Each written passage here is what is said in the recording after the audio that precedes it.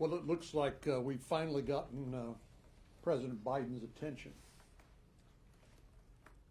7 million migrants across our borders since he became president. 1.7 million gotaways, people evading law enforcement, up to who knows what. We know how many people were stopped on the terrorist watch list that Border Patrol intercepted, but we have no idea of the number of people who are on that watch list who are among those 1.7 million gotaways.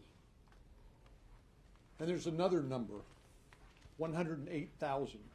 That's the number of Americans who died of drug overdoses, including fentanyl poisoning, last year alone.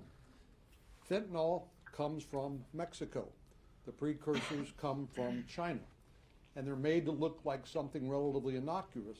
And I've been to 6 different high schools where parents are grieving having lost their child to fentanyl poisoning. This is the #1 cause of death for Americans between the age of 18 and 45. Another number I'll mention is 300,000. That's the number of unaccompanied children who've been placed with sponsors in the interior of the United States that the administration has lost track of. They can't tell you whether these children are going to school, whether they're being sex trafficked, whether they're being forced into labor, involuntary servitude. They don't know, and obviously they don't care.